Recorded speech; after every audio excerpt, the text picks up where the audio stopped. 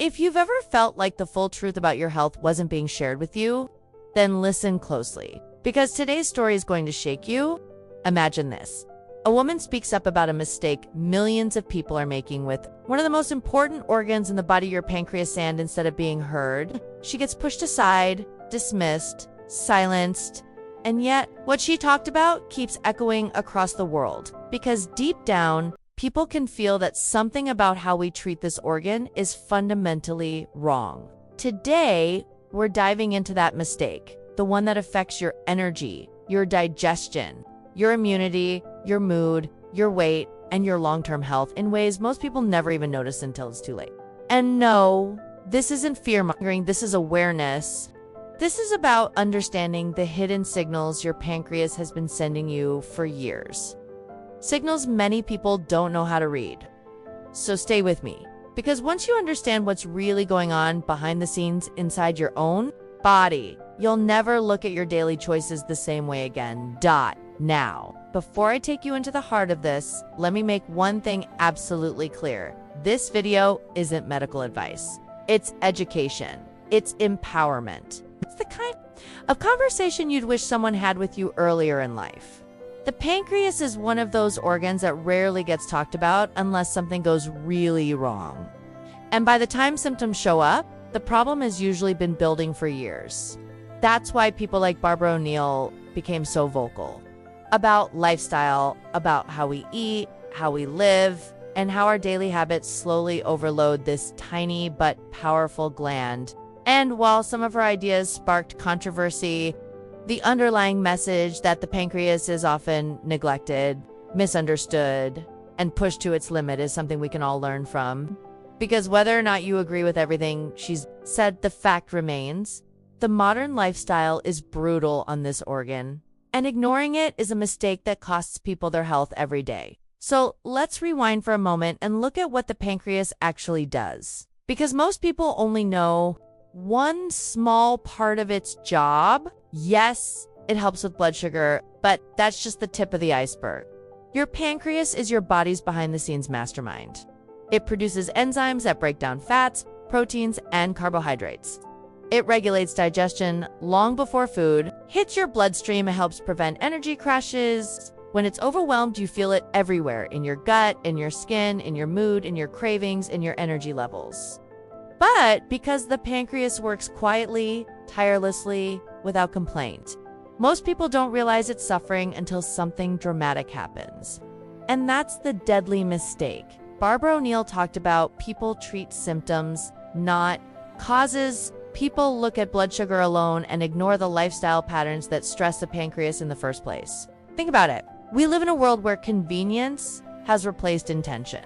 Fast food replaces meal preparation. Processed snacks replace real nutrients. Sugary drinks replace water. Coffee replaces sleep. Stress replaces rest. Overeating replaces listening. And every single one of those choices lands on the pancreas. You may not feel it in the moment, but your pancreas does. Every spike, every crash, every processed ingredient, every late night meal, every stress hormone, your pancreas responds.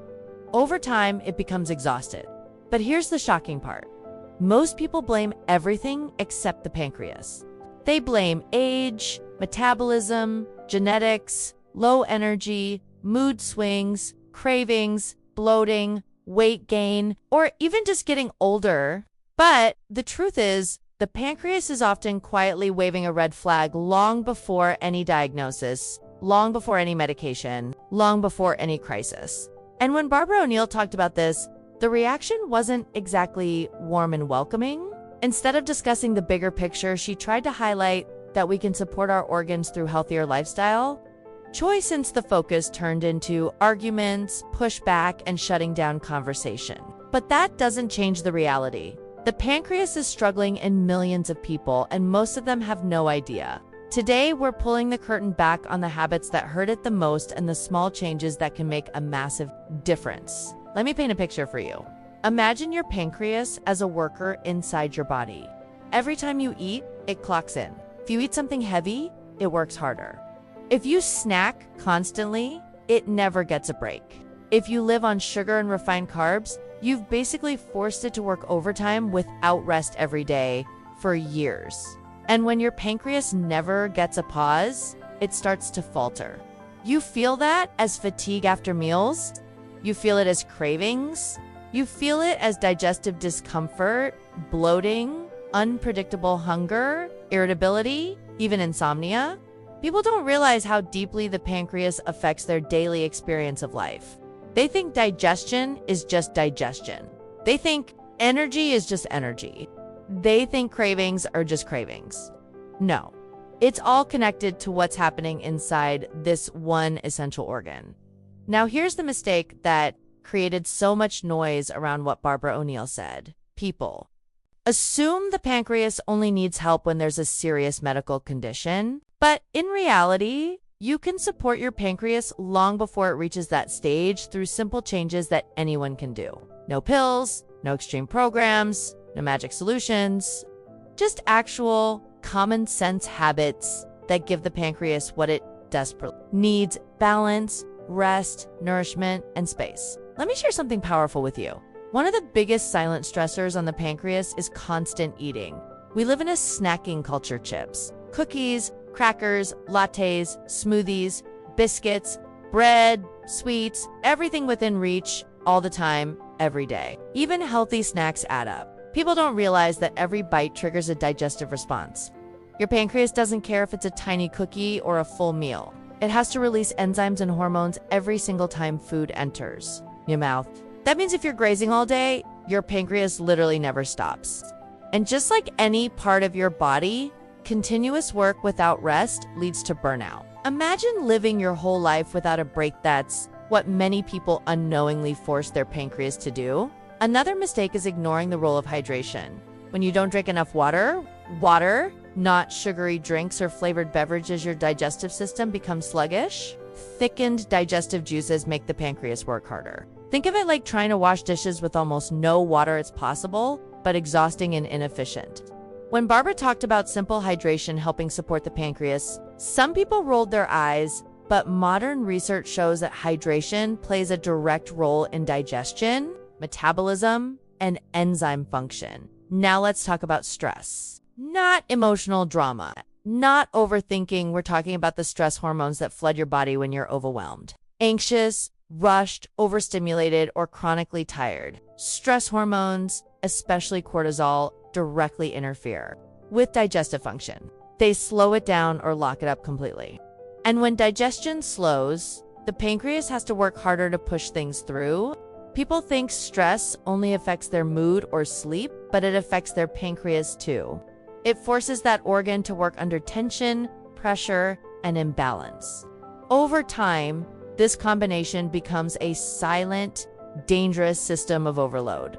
And I know what some people are thinking, but I don't eat that badly. I don't snack that much. I'm not that stressed. Listen closely.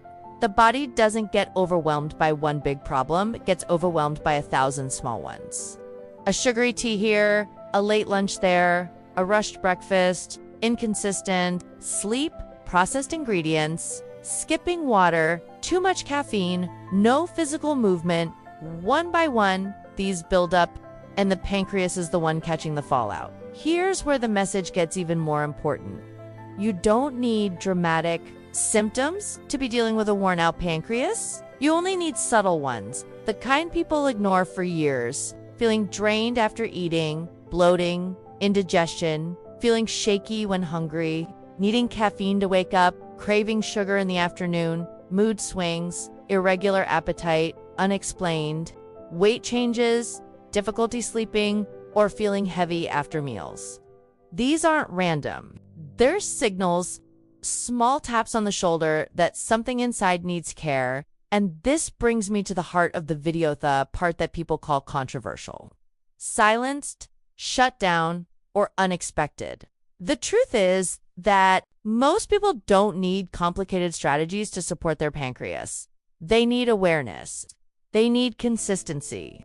They need to give the pancreas the same respect they give their heart, their skin, or their muscles.